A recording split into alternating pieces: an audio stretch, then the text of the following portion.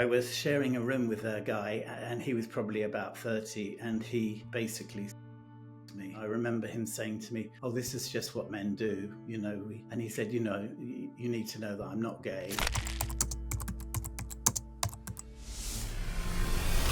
Hi, my name's Glenn Miles. Even when I was in primary school, I experienced bullying, and there also intimidation from other children.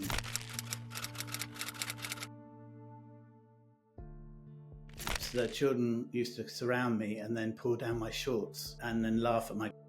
Then I developed a kind of retching and vomiting from that. I remember one time my mum said to me, What is it about you that makes them want to bully you? And I think that made me feel worse, really, because it made me feel like it was my fault and there was something about me that was somehow wrong. Then when I went to secondary school, I still experienced a lot of bullying.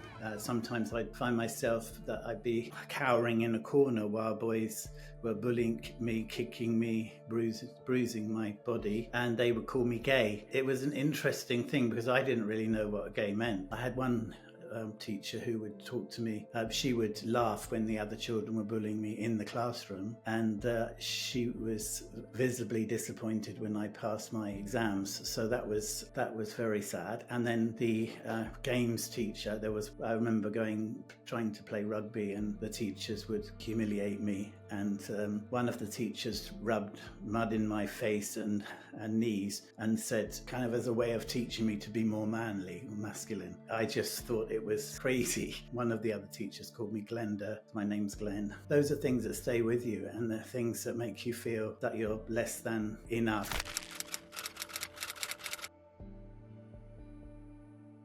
And then when I was 14, I was in a Christian retreat center. I was sharing a room with a guy, and he was probably about 30, and he basically me. I don't really want to go into details, but I will say that it was very uncomfortable, and I think it stayed with me. You know, I remember him saying to me, "Oh, this is just what men do, you know." And he said, "You know, you need to know that I'm not gay." But I think after that, I felt even more insecure. I got into nursing school. I really love doing nursing. I love caring for people. I had an opportunity to go and work overseas in India. I had an opportunity to work in the refugee camps in Thailand. That was a very significant time for me. I was there for a few years. While I was there, I met a woman. At the time, I was with a Christian organization, and they were very much of the belief that it was inappropriate to be gay. And even though I really had strong feelings towards men, I felt very attracted to Siobhan. I spoke to her about my feelings, and I said to her, "You know, I do have feelings towards men, but I think we both felt at the time that it was something that we could kind of pray it away, you know, that it wouldn't be something significant in our marriage and that we could go ahead and get married." I remember the day after we decided to get engaged, I suddenly thought, what am I doing? Have I done the wrong thing here? I felt there was something about it that just didn't feel right, but I still felt I wanted to go ahead with it, and so did she. So we committed to each other. We got married. She was actually from California, and so we got married in California. We were happily married for 23 years, and I was faithful to her, and I loved her dearly. And we ended up having 3 children, including my daughter, who was adopted from Cambodia. We both went and worked in Cambodia with different organizations at different times. We were basically living in a slum area, and it was just the 2 of us, and it was pretty tough, you know. Siobhan had cramping one night, and when we went to try and work out what was going on, first of all we thought it must be dysentery or something like that, but we shortly realised that she was having a miscarriage. Now, in this slum community in which we lived, there was traditional birth attendants there. As soon as we opened the door, everyone wants to see what's going on, and so they sent the traditional birth attendants to come and sort Siobhan out. It was a very scary time. I didn't really know what to do. I was trying to protect her, but at the same time, I was just,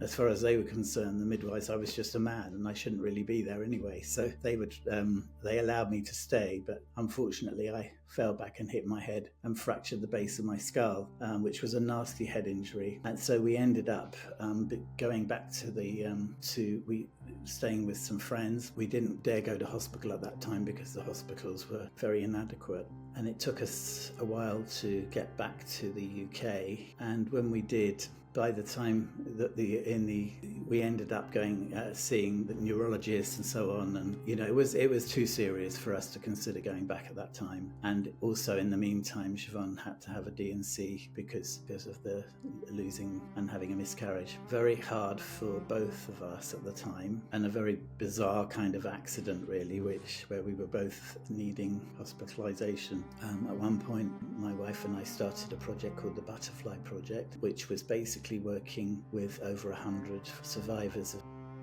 exploring their lives over a 10-year period when they were in an aftercare facility. And we covered a whole range of different issues, from health and legal things. We looked at their experiences with relationships, and also what happened to them afterwards. Did they end up going back, or did they end up managing to survive? We looked at how faith affected their experience as well, and that was very insightful. During the early stages, Siobhan got breast cancer, and that was another time when we were going through a hard time together.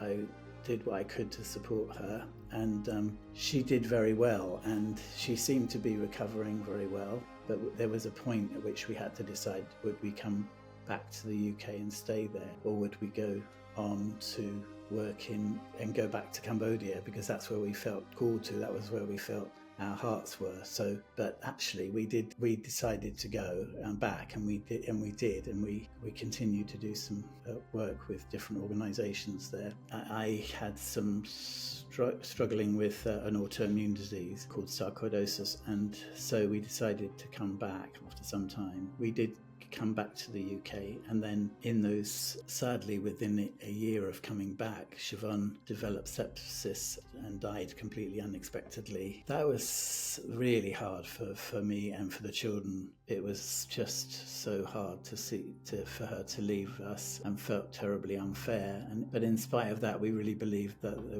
we really wanted to believe that God was there with us, and that He wasn't going to let us go. But I think for my children, they found it very hard to see their mother go. I could support them in some ways, but also, of course, I was grieving as well. Within a short time, I was so grateful at the time for a very loving church, and they were very kind to us, and it was amazing the way that they looked after us and helped us.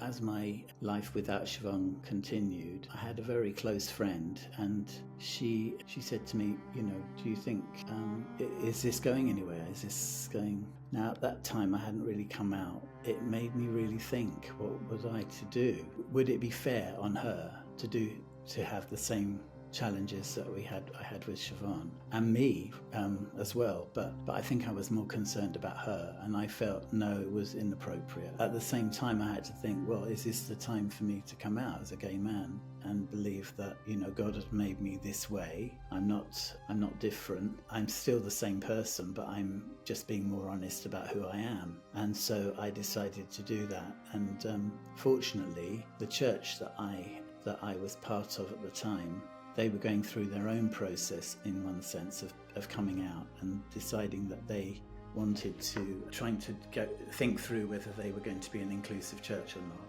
And they decided to do that. And that really gave me the courage to come out. That was quite a decision to make, because most of the organisations that I'd worked with over the years had a strong evangelical Christian basis. And I knew that some people would not be happy with me coming out, and I got some strange comments from some people, and some people said things which were quite hurtful, but I think I did the right thing. Since then, I've tried to make some steps towards finding a partner. I'm looking for somebody who's got a faith, and some kind of faith and spirituality, and somebody who gets who I am. That's what we all hope, isn't it? I think, in our partner. I'm very grateful for, as I say, for the church I'm part of, and also for an accepting family. My daughters all supported me in my decision to come out, and also my brother and 2 sisters. I decided to write about my book, write about my story, and this is the book, Embracing Me, God and Others.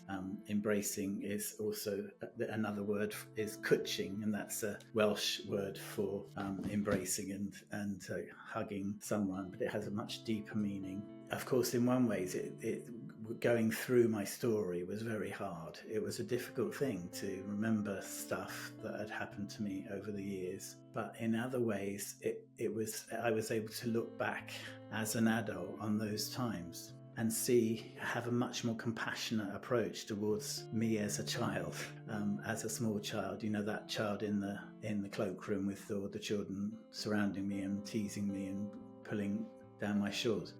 For me, in that Christian conference centre, with that man who was me and telling me it was all right. For me, when I was with Siobhan, when she had that miscarriage. For me, when I was experienced that, after that, or the fallout of that, I feel like God was with me. When Siobhan had cancer, I feel like God was with me when I decided to come out. And of course, before that, when Siobhan died, and just that terrible feeling of grief. So all of those things, I think I can look back and see that God was with me. First of all, it's not your fault. That's such an important message for any child that's experienced.